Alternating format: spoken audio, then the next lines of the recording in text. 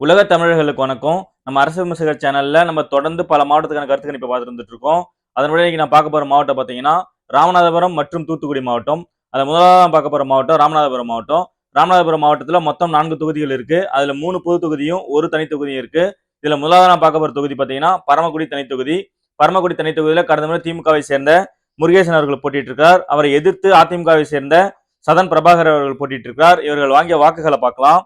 திமுக வேட்பாளர் முருகேசன் அவர்கள் 84,864 வாக்குகள் பெற்று வெற்றி பெற்றிருக்கிறார். அவர் எதிர்த்து போட்டியிட்ட அதிமுக வேட்பாளர் சதன் பிரபாகர் அவர்கள் 71,579 வாக்குகள் பெற்று தோல்வியடைந்திருக்கிறார். தற்போதைய சூழல்ல பரமக்குடி தனி தொகுதி தேர்தல் வந்தா அந்த தொகுதி மக்கள் யார் பக்கம் நிக்கிறாங்கன்னு பார்க்கலாம். திமுக 41%, அதிமுக 41%, தமிழக வெற்றிக் கழகம் 7%, நாம் தமிழர் கட்சி 3%, தேமுதிக 3%, அம்மா மக்கள் முன்னேற்ற கழகம் 2%, மற்றவை 3%. தற்போதைய சூழல்ல பரமக்குடி தொகுதிக்கு தேர்தல் வந்தா அந்த தொகுதி மக்கள் இந்த தொகுதி ஒரு இழுபறி தொகுதியா இருக்கிறதுக்கான வாய்ப்புகள் அதிகமா இருக்கிற மாதிரி நம்மளுக்கு ரிசல்ட்ஸ் கொடுத்திருக்காங்க. கடந்த முறை திமுக வெற்றி பெற்றாலும் இந்த முறை பரமக்குடி தனி தொகுதி ஒரு இழுபறி தொகுதியா இருக்கிறதுக்கான வாய்ப்புகள் தான் அதிகமா இருக்கு. அடுத்தபடியாக நான் பார்க்க போற தொகுதி திருவாடானை தொகுதி. திருவாடானை தொகுதியில பாத்தீங்கன்னா கடந்த முறை திமுக கூட்டணி கட்சியை சேர்ந்த காங்கிரஸ் போட்டிட்டு இருக்காங்க. அதிமுக நேரடியாகவே போட்டிட்டு இருக்காங்க. அதன் வேட்பாளர் மற்றும் அவர்கள் வாங்கிய வாக்குகளை பார்க்கலாம். காங்கிரஸ் வேட்பாளர் கருமாணிக்கம் அவர்கள் 79,364 வாக்குகள் பெற்று வெற்றி பெற்றிருக்கிறார். அவரை எதிர்த்து போட்டியிட்ட அதிமுக வேட்பாளர் கே.சி. ஆணிமுத்து அவர்கள் 65,512 வாக்குகள் பெற்று தோல்வியடைந்திருக்கிறார். தற்போதைய சூழல்ல இந்த தொகுதிக்கு தேர்தல் வந்தா அந்த தொகுதி மக்கள் யார் பக்கம் நிக்கிறாங்கன்னு பார்க்கலாம். திமுக 35%, அதிமுக 34%, தமிழக வெற்றிக் கழகம் 8%, நாம் தமிழர் கட்சி 4%, தேமுதிக 2%, அம்மா மக்கள் முன்னேற்ற கழகம் 15%, மற்றவை 2%. அதாவது தற்போதைய சூழல்ல திருவாடானை தொகுதி தேர்தல் வந்தா இந்த தொகுதி இழுபறி தொகுதியா இருக்கிறது வாய்ப்புகள் அதிகமா இருக்கு. அதுக்கு முக்கிய காரணம் பாத்தீங்கன்னா அதிமுக கணிசமான வாக்குகள் அமமுக பிரிக்கிறாங்க. அதனால திமுக ஒரு சின்ன எட்ஜ் இருக்கிறதுக்கான வாய்ப்புகள் அதிகமா இருக்கு. பட் தற்போதைய சூழல்ல இழுபறி தொகுதியா தான் இருக்கு. அடுத்தபடியாக நான் பார்க்க போற தொகுதி பாத்தீங்கன்னா ராமநாதபுரம் தொகுதி. ராமநாதபுரம் தொகுதியில கடந்த முறை திமுகவை சேர்ந்த காதர் பாஷா முத்துராமலிங்கம் அவர்கள் போட்டிட்டு இருக்கிறார்.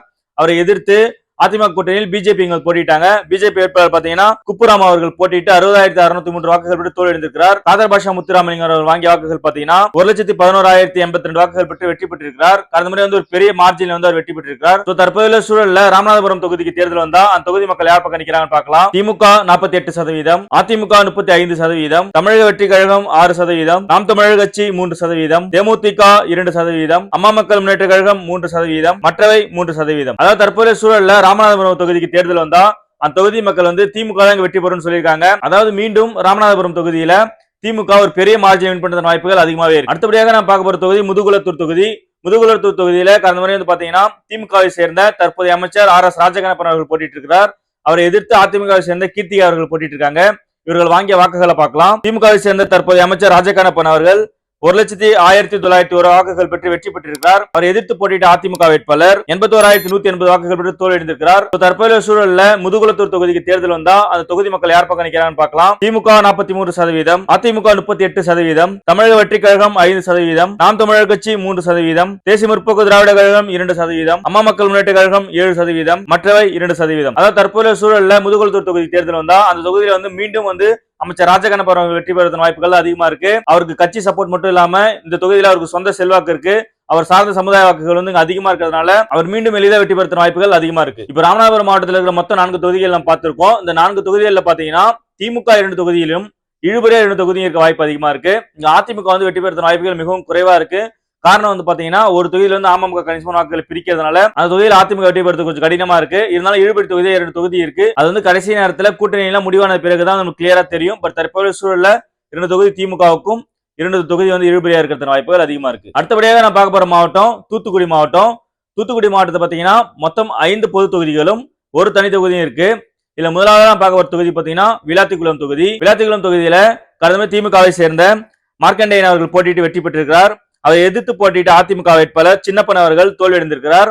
இவர்கள் வாங்கிய வாக்குகளை பார்க்கலாம். அதிமுக வேட்பாளர் சின்னப்பன் அவர்கள் 51,799 வாக்குகள் பெற்று தோல்வியடைந்திருக்கிறார். அவரை எதிர்த்து போட்டியிட்ட திமுக வேட்பாளர் மார்க்கண்டேயன் அவர்கள் 90,348 வாக்குகள் பெற்று வெற்றி அடைந்திருக்கிறார். தற்போதைய சூழல்ல விளாத்திக்குளம் தொகுதிக்கு தேர்தல் வந்தா அந்த தொகுதி மக்கள் யார் பக்கம் நிக்கிறாங்கன்னு பார்க்கலாம். திமுக 46%, அதிமுக 33%, தமிழக வெற்றி கழகம் 8%, நாம் தமிழர் கட்சி 3%, தேமுதிக 2%, அம்மா மக்கள் முன்னேற்ற கழகம் 3%, மற்றவை 5%. அதாவது தற்போதைய சூழல்ல பாத்தீங்கன்னா விளாத்திக்குளம் தொகுதி திமுக ஃபேவரா இருக்கு. திமுக வெற்றி பெறுவதன் வாய்ப்புகள் தான் அதிகமா இருக்கு. அடுத்தபடியாக நான் பார்க்க ஒரு தொகுதி தூத்துக்குடி தொகுதி. தூத்துக்குடி தொகுதியில கடந்த முறை திமுகவை சேர்ந்த கீதா ஜீவன் அவர்கள் போட்டிட்டு வெற்றி பெற்றிருக்கிறார். அவரை எதிர்த்து போட்டியிட்ட அதிமுக வேட்பாளர் விஜயசீலன் அவர்கள் தோல்வியடைந்திருக்கிறார். இவர்கள் வாங்கிய வாக்குகளை பார்க்கலாம். அதிமுக வேட்பாளர் விஜயசீலன் அவர்கள் 42,004 வாக்குகள் பெற்று தோல்வியடைந்திருக்கிறார். அவரை எதிர்த்து போட்டியிட்ட கீதா ஜீவன் அவர்கள் 92,314 வாக்குகள் பெற்று மிகப்பெரிய மார்ஜினில் வெற்றி பெற்றிருக்காங்க. தற்போதைய சூழல்ல தூத்துக்குடி தொகுதி தேர்தல் வந்தா அந்த தொகுதி மக்கள் யார் பக்கம் நிக்கிறாங்கன்னு பார்க்கலாம். திமுக 42%, அதிமுக 32%, தமிழக வெற்றி கழகம் 7%, நாம் தமிழர் கட்சி 8%, தேமுதிக 2%, அம்மா மக்கள் முன்னேற்ற கழகம் 2%, மற்றவை 7%. தற்போதைய சூழல்ல தூத்துக்குடி தொகுதி தேர்தல் வந்தா இந்த தொகுதியில திமுக மீண்டும் மிகப்பெரிய மார்ஜினில் வெற்றி பெறும் வாய்ப்புகளே அதிகமா இருக்கு. அடுத்தபடியாக நான் பார்க்க போற தொகுதி திருச்செந்தூர் தொகுதி. திருச்செந்தூர் தொகுதியில கடந்த முறை திமுகவை சேர்ந்த அனிதா ராதாகிருஷ்ணன் அவர்கள் போட்டிட்டு இருக்கிறார். அவரை எதிர்த்து போட்டியிட்ட அதிமுக வேட்பாளர் பாத்தீங்கன்னா ராதாகிருஷ்ணன் அவர்கள். இவர்கள் வாங்கிய வாக்குகளை பார்க்கலாம். திமுகவை சேர்ந்த அனிதா ராதாகிருஷ்ணன் அவர்கள் 88,274 வாக்குகள் பெற்று வெற்றி பெற்றிருக்கிறார். அவர் எதிர்த்து போட்டியிட்ட அதிமுக வேட்பாளர் ராதாகிருஷ்ணன் அவர்கள் 63,011 வாக்குகள் பெற்று தோல்வியடைந்திருக்கிறார். அதாவது கடந்த முறை பாத்தீங்கன்னா ஒரு மிகப்பெரிய மார்ஜின் இங்க திமுக வெற்றி பெற்றிருக்காங்க. தற்போதைய சூழல்ல திருச்செந்தூர் தொகுதி தேர்தல் வந்தா அந்த தொகுதி மக்கள் யார் பக்கம் நிக்கிறாங்கன்னு பார்க்கலாம். திமுக 44%, அதிமுக 38%, தமிழக வெற்றி கழகம் 6%, நாம் தமிழர் கட்சி 4%, தேமுதிக 2%, அம்மா மக்கள் முன்னேற்ற கழகம் 3%, மற்றவை 3%. அதாவது தற்போதைய சூழல்ல திருச்செந்தூர் தொகுதி தேர்தல் வந்தா மீண்டும் இங்கு திமுக மிகப்பெரிய மார்ஜின் வின் பண்றதுக்கு வாய்ப்புகள் தான் அதிகமாவே இருக்கு. இந்த தொகுதி திமுக பக்கம் போறதுக்கு வாய்ப்புகள் தான் அதிகம். அடுத்தபடியாக நான் பார்க்க போற தொகுதி ஸ்ரீவைகுண்டம் தொகுதி. ஸ்ரீவைகுண்டம் தொகுதியில கடந்த முறை திமுகவின் கூட்டணி கட்சியான காங்கிரஸ் போட்டிட்டு இருக்காங்க. அவர்களை எதிர்த்து அதிமுக நேரடியாக போட்டிட்டு இருக்காங்க. அந்த கட்சியின் வேட்பாளர்கள் மற்றும் அவர்கள் வாங்கிய வாக்குகளை பார்க்கலாம். காங்கிரஸ் வேட்பாளர் அமிர்தராஜ் அவர்கள் 76,843 வாக்குகள் பெற்று வெற்றி பெற்றிருக்கிறார். அவர் எதிர்த்து போட்டியிட்ட அதிமுக வேட்பாளர் சண்முகநாதன் அவர்கள் 59,471 வாக்குகள் பெற்று தோல்வியடைந்திருக்கிறார். தற்போதைய சூழல்ல ஸ்ரீவைகுண்டம் தொகுதிக்கு தேர்தல் வந்தா அந்த தொகுதி மக்கள் யார் பக்கம் நிக்கிறாங்கன்னு பார்க்கலாம். திமுக 41%, அதிமுக 38%, தமிழக வெற்றி கழகம் 6%, நாம் தமிழர் கட்சி 4%, தேமுதிக 3%, அம்மா மக்கள் முன்னேற்ற கழகம் 3%, மற்றவை 5%. அதாவது தற்போதைய சூழல்ல தேர்தல் வந்தா இந்த தொகுதியில திமுக வெற்றி பெறும் வாய்ப்புகள் தான் அதிகமா இருக்கு. அடுத்தபடியாக நான் பார்க்க போற தொகுதி ஒட்டப்பிடாரம் தொகுதி. ஒட்டப்பிடாரம் தொகுதியில கடந்த திமுகவை சேர்ந்த சண்முகையா அவர்கள் போட்டியிட்டு வெற்றி பெற்றிருக்கிறார். அவர் எதிர்த்து போட்டியிட்ட அதிமுக வேட்பாளர் மோகன் அவர்கள் தோல்வியடைந்திருக்கிறார். இவர்கள் வாங்கிய வாக்குகளை பார்க்கலாம். திமுக வேட்பாளர் சண்முகையா அவர்கள் 73,110 வாக்குகள் பெற்று வெற்றி பெற்றிருக்கிறார். அவரை எதிர்த்து போட்டியிட்ட அதிமுக வேட்பாளர் மோகன் அவர்கள் 64,600 வாக்குகள் பெற்று தோல்வியடைந்திருக்கிறார். தற்போதைய சூழல்ல ஒட்டப்பிடாரம் தொகுதி தேர்தல் வந்தா தொகுதி மக்கள் யார் பக்கம் நிக்கிறாங்கன்னு பார்க்கலாம். திமுக 39%, அதிமுக 37%, தமிழக வெற்றி கழகம் 7%, நாம் தமிழர் கட்சி 6%, தேமுதிக 3%, அம்மா மக்கள் முன்னேற்ற கழகம் 2%, மற்றவை 6%. தற்போதைய சூழல்ல ஒட்டப்பிடாரம் தொகுதி தேர்தல் வந்தா மீண்டும் இங்க திமுக வெற்றி பெறும் வாய்ப்புகள் தான் அதிகமா இருக்கு. ஆனா இந்த தொகுதியில ஒரு முக்கியமான விஷயம் நோட் இந்த தொகுதியை பொறுத்த வரைக்கும் புதிய தமிழகம் கட்சி கணிசமான வாக்குகள் வச்சிருக்காங்க. அவங்க எந்த கூட்டணிக்கு போறாங்களோ அந்த கட்சிக்கு அதிக வெற்றி வாய்ப்புகள் இருக்கிறதான வாய்ப்புகள் அதிகமாவே இருக்கு. பட் தற்போதைய சூழல்ல பாத்தீங்கன்னா இது ஒரு திமுகவுக்கான தொகுதியே தெரியுது. அடுத்தபடியாக நான் பார்க்க ஒரு தொகுதி கோவில்பட்டி தொகுதி. இது கடந்த முறை பாத்தீங்கன்னா ஒரு விஐபி தொகுதியா இருந்துச்சு.